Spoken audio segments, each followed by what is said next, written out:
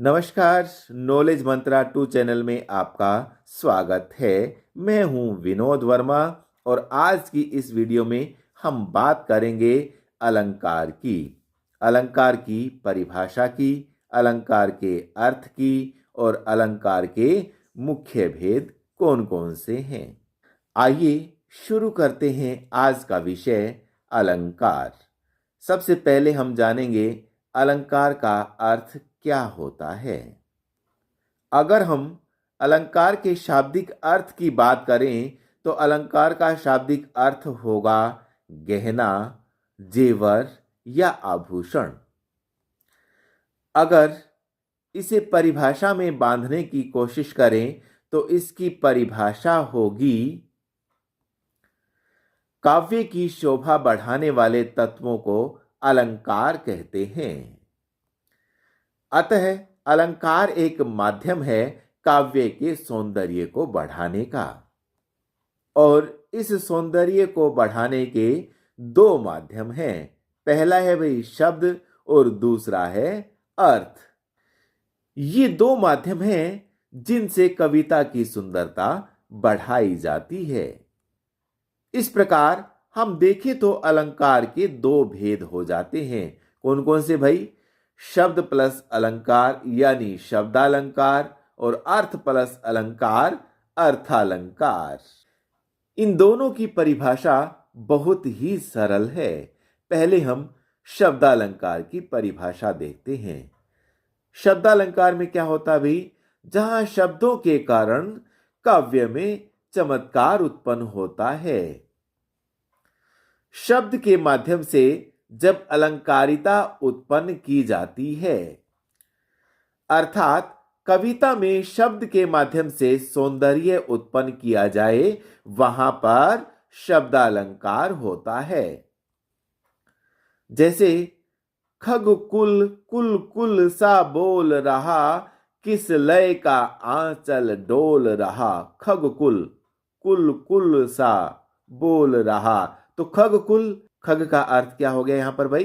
पक्षी। खग कुल, खगों का परिवार, कुटुंब। कुल कुल, देखिए कुल शब्द जो है इसके यहां पर अलग अलग अर्थ लिए गए हैं। कुल कुल सा बोल रहा तो ये उनकी एक बोली हो गई, और खग कुल खगों का कुटुंब हो गया। तो यहां पर शब्दों के माध्यम से काव्य में सौंदर्य उत्पन्न किया गया है। ठीक है भाई, इसलिए यहां पर शब्दालंकार होता है। अब देखते हैं अर्थालंकार को।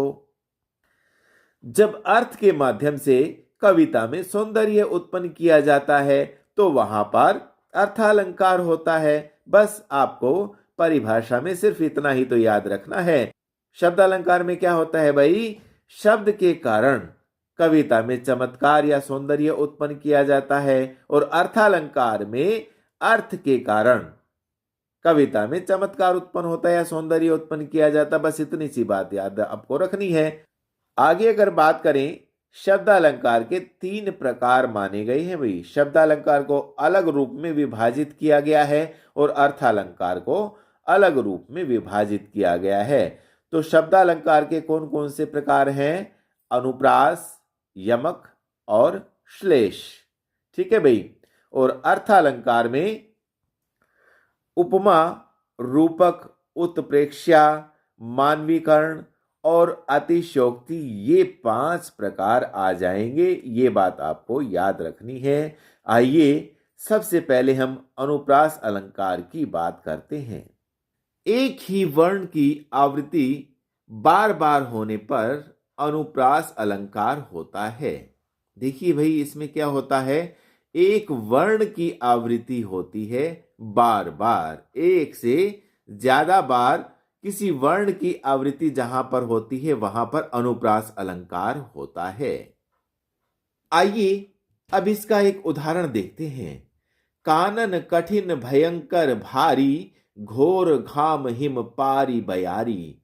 कानन कठिन भयंकर भारी, घोर घाम हिम पारी बयारी।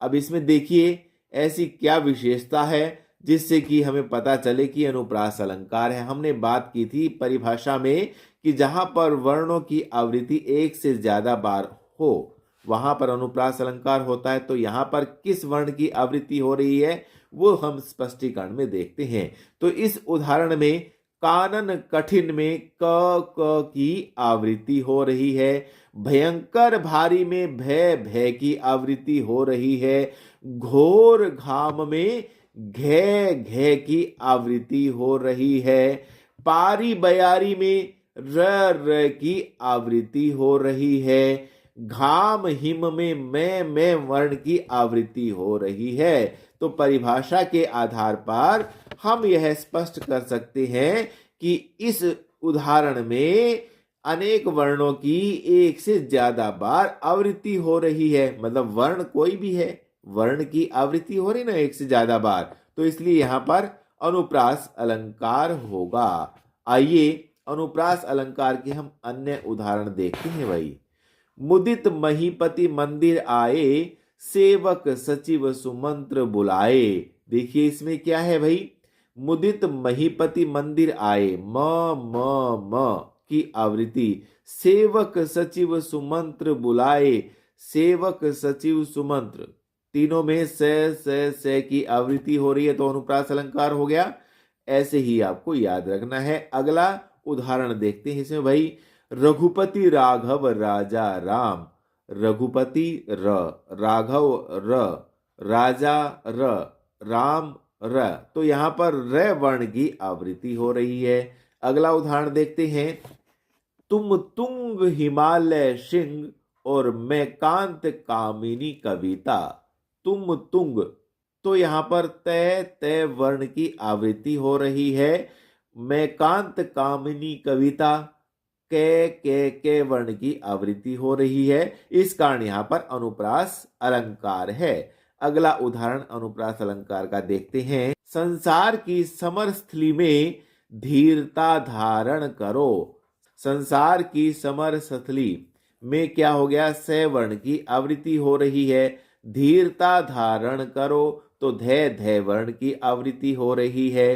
ठीक है भाई। आगे मधुर मधुर मुस्कान मनोहर, तो यहां पर भी मैं वर्ण की आवृत्ति हो रही है। एक उदाहरण और देखते हैं भाई इसमें। तजकर तरल तरंगों को, इंद्रधनुष के रंगों को, तो इसमें तजकर तरल तरंगों को, इसमें भाई तय तय तय वर्ण की आवृत्ति हो रही है, इस कारण अनुप्रास अलंकार है। अब हम शब्दालंकार के दूसरे प्रकार की बात करते हैं, यमक अलंकार। सबसे पहले हम यमक अलंकार की परिभाषा की बात करते हैं। तो यमक अलंकार की परिभाषा है, जब कोई शब्द दो या दो से अधिक बार प्रयोग में आया हो लेकिन उसका अर्थ हर बार अलग अलग हो तो वहां पर यमक अलंकार होता है। भाई याद रखना ये बात। मतलब कोई शब्द दो या दो से अधिक बार प्रयोग में लाया गया हो, एक शब्द होगा दो या दो से अधिक बार प्रयोग में लाया गया होगा लेकिन उसका अर्थ हर बार अलग अलग होगा, वह यमक अलंकार होता है। आइए इसका एक उदाहरण देखते हैं। कनक कनकते सौगुनी, मादकता अधिकाय, या खाए बोराए जग, वा पाए बोराए। आइए अब इन पंक्तियों का हम अर्थ देख लेते हैं।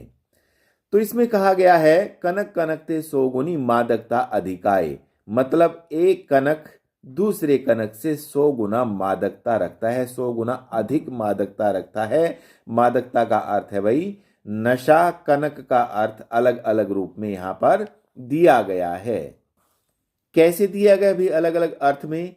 या खाए बोराए जग, या खाए, या मतलब कनक, कनक मतलब धतूरा, धतूरा खाने पर जग या पागल जो होता है वो बोरा जाता है, मतलब पागलपन उस पर छा जाता है। और आगे दिया वा पाए बोराए, तो वा पाए बोराए का अर्थ क्या है। वाह, यहां पर कनक दूसरे रूप में अर्थ उसका लिया गया है, वो है सोना। मान लो किसी को यहां पर एक साथ अपार सोना मिल जाता है तो ऐसी स्थिति में उस पर सोने का नशा चढ़ जाता है और वह आदमी को आदमी कहना भूल जाता है। यहां कवि का कहने का भाव क्या है कि एक कनक दूसरे कनक से 100 गुना ज्यादा मादकता रखता है। यानी दोनों एक दूसरे से 100 गुनी मादकता रखते हैं, क्योंकि एक को पाने पर आदमी बुरा जाता है और दूसरे को खाने पर आदमी बुरा जाता है। मतलब पागलपन उस पर छा जाता है। तो इसमें भाई कनक कनक के अलग अलग अर्थ लिए गए हैं और परिभाषा यही कहती है जहां पर एक शब्द की आवृत्ति एक से ज्यादा बार मतलब 2 या 2 से अधिक बार हो वहां पर यमक अलंकार होता है और यहां पर ठीक वैसा ही हो रहा है। आइए यमक अलंकार के और उदाहरण देखते हैं। तो पर वारों उर्वशी सुन राधिके सुजान, तू मोहन के उर्वशी हवे उर्वशी समान। इन पंक्तियों में उर्वशी शब्द 3 बार प्रयुक्त हुआ है और तीनों बार उर्वशी का अलग अलग अर्थ यहां पर निकल रहा है। तो यहां पर कवि ने पहली पंक्ति में तो पर वारों उर्वशी सुनी राधिके सुजान, कवि कहता है कि हे राधा, मैं तुम पर उर्वशी नाम की अप्सरा को भी वारता हूं, क्योंकि तुम्हारी सुंदरता उस उर्वशी की सुंदरता से भी कहीं ज्यादा बढ़ करके है। तो पर वारों उर्वशी, तो ये उर्वशी जो है भाई एक अप्सरा थी, जो स्वर्ग की अप्सरा थी, जो सबसे सुंदर कहलाती थी। यहां पर उसी उर्वशी का जिक्र किया गया है। पहली पंक्ति में जो उर्वशी शब्द आया है वह स्वर्ग की अप्सरा उर्वशी के लिए आया है, ये बात याद रखना। दूसरी पंक्ति में कहा गया है तू मोहन के उर्वशी, तो यहां पर उर्वशी का अर्थ क्या हो गया भाई? उर का अर्थ होता है हृदय, बसी का अर्थ होता है बसना। तो यहां पर हृदय में बसना उर्वशी का दूसरा अर्थ लिया गया है। तू मोहन के उर्वशी मतलब उर हृदय और बसी मतलब बसना। तो यहां पर दूसरा उर्वशी का अर्थ हो गया हृदय में बसना। हवे उर्वशी समान, तो यहां पर तीसरे उर्वशी शब्द का अर्थ क्या हो गया? हवे उर्वशी समान मतलब गले का हार, गले के हार के रूप में उर्वशी का प्रयोग किया गया है। तो हमने देखा भाई एक ही शब्द की आवृत्ति एक से ज्यादा बार हुई है, 2 से अधिक बार हुई है और अर्थ बार बार अलग अलग रहा है। इस कारण यहां पर कौन सा अलंकार हो गया भाई? यमक अलंकार हो गया। आइए अगला अलंकार देखते हैं, श्लेष अलंकार। श्लेष का शाब्दिक अर्थ होता है भाई चिपकना। इस शब्द के शाब्दिक अर्थ से ही श्लेष अलंकार की परिभाषा स्पष्ट हो जाती है। आइए श्लेष अलंकार की परिभाषा देखते हैं। जहां कोई शब्द एक ही बार प्रयोग में आया हो किंतु प्रसंग के अनुसार उसका अर्थ 2 या 2 से अधिक हो तो वहां पर श्लेष अलंकार होता है। दूसरे शब्दों में जहां पर एक शब्द केवल एक बार ही आए परंतु उसके अर्थ एक से ज्यादा निकले वहां पर श्लेष अलंकार होता है। मतलब शब्द एक होगा लेकिन अर्थ वहां पर एक से ज्यादा निकलेंगे। ये बात याद रखनी भी। दो जो अंतर है ना यमक में और श्लेष में, यमक में क्या होता है शब्द एक से ज्यादा बार आता है, मतलब 2 बार या 3 बार आता है शब्द और उनका अर्थ भिन्न भिन्न होता है। लेकिन श्लेष अलंकार में क्या होता है शब्द केवल एक बार ही आता है भाई, एक शब्द होगा लेकिन अर्थ उसके भिन्न भिन्न होंगे, इसलिए वहां पर श्लेष अलंकार होगा। ये आपको याद रखना है। आइए श्लेष अलंकार को एक उदाहरण के माध्यम से समझते हैं। रहीम जी का एक प्रसिद्ध दोहा है, उसे ही देखते हैं। रहीमन पानी राखिए बिन पानी सब सून, पानी गए न उबरे मोती मानुस चून। यहां रहीम जी कहते हैं हमें अपनी इज्जत की, अपनी प्रतिष्ठा की यत्न पूर्वक रक्षा करनी चाहिए, क्योंकि बिना पानी के अर्थात बिना इज्जत के सब कुछ सून है, सुनसान है, सूना है। पानी गए न उबरे, यानी एक बार यदि इज्जत चली जाती है तो मोती, मानुष, चून तीनों चीजें व्यर्थ हो जाती हैं। आइए अब देखते हैं मोती के लिए पानी का क्या अर्थ है, मानुष के लिए पानी का क्या अर्थ है और चून के लिए पानी का क्या अर्थ है। क्या तीनों के लिए पानी का अर्थ इज्जत है? देखिए, मोती के लिए रहीम जी का अर्थ चमक से है। अगर चमक चली जाती है तो मोती की कीमत भी कुछ नहीं रहती है। ठीक है ना, मोती की कीमत तभी है जब उसमें चमक है। मानुष के लिए उसकी इज्जत या प्रतिष्ठा, जब तक मनुष्य की इज्जत या प्रतिष्ठा है तो उसको आप जानते हैं, फिर समाज में उसका नाम है। अगर इज्जत या प्रतिष्ठा चली गई तो आप उसकी स्थिति को आप जान सकते हैं अच्छे से। तीसरा है चून। विभिन्न विद्वानों ने चून के अलग अलग अर्थ बताए हैं। कोई चून को चूना या आटा कहता है। चूने में यदि पानी ना हो तो उसका कोई महत्व नहीं है, और अगर आटे में पानी ना डाला जाए तो आटे का कोई महत्व नहीं है। मतलब चूने में अगर पानी ना डाला जाए तो चूना बेकार है। उसी प्रकार अगर आटे में पानी ना डाला जाए तो आटे का कोई महत्व नहीं है। तो यहां पर मोती चमक के रूप में, मनुष्य इज्जत या प्रतिष्ठा के रूप में और चूना जल के रूप में। तो यहां पानी के साथ कई अर्थ चिपके हुए हैं। अगला उदाहरण देखिए भाई। जो रहीम गति दीपक की, कुल कपूत की सोए, बारे उजियारा करे, बढ़े अंधेरा होए। यहां बारे का अर्थ क्या होता है भाई? जलाना या उत्पन्न होना। बड़े का अर्थ क्या होता है? बुझाना या बड़ा होना।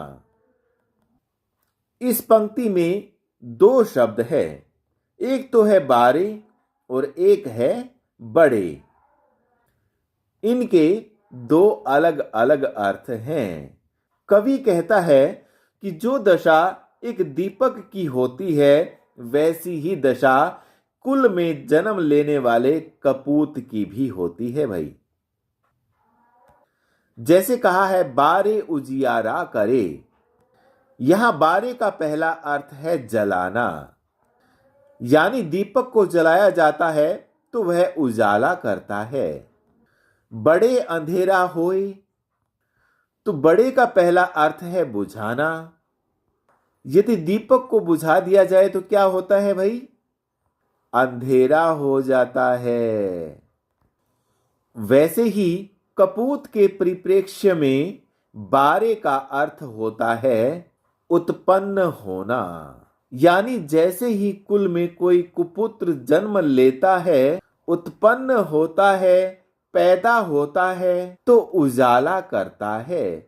लेकिन बड़े अंधेरा होए, बड़े का दूसरा अर्थ होगा बड़ा होना। जब वह धीरे धीरे बड़ा होने लगता है तो उसके कुकर्म कुल पर दाग लगाते हैं। तो वह कुल के लिए क्या होता है? अंधेरा होता है, यानी वह कुल पर कलंक लगाता है। तो यहां पर हम कह सकते हैं कि यदि एक दीपक जला दिया जाए तो वह उजाला करता है, और अगर यदि उसे बुझा दिया जाए तो वहां पर अंधेरा व्याप्त हो जाएगा। ठीक वैसे ही किसी कुल में एक कुपुत्र पैदा हो जाता है, पैदा होने पर तो उजाला उत्पन्न होता है, लेकिन जैसे जैसे बड़ा होने पर उसके कुकर्म सामने आने लगते हैं तो वह परिवार पर कलंक बन जाता है, दाग लगा देता है, अंधेरा उसमें परिवार में कर देता है। तो यहां पर एक शब्द के दो अर्थ होने पर कौन सा अलंकार हो गया भाई? श्लेष अलंकार हो गया। श्लेष अलंकार का अगला उदाहरण देखिए। चरण धरत चिंता करत, चितवत चारहूं ओर, सुबरन को खोजत फिरत, कभी व्यय भी चारी चोर। इसमें दो पंक्तियां महत्वपूर्ण हैं भाई, जिनसे श्लेष अलंकार स्पष्ट होता है। सुबरन को खोजत फिरत कवि व्यभिचारी चोर। यहां सुबरन का अलग अलग अर्थ है। कवि कहता है सुबरन को खोजते फिरते हैं। कौन खोजते फिरते हैं भाई?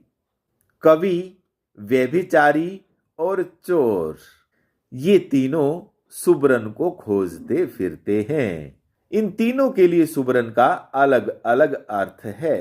कवि के लिए सुबरन का अर्थ है सुंदर वर्ण, या हम कह सकते हैं सुंदर शब्द।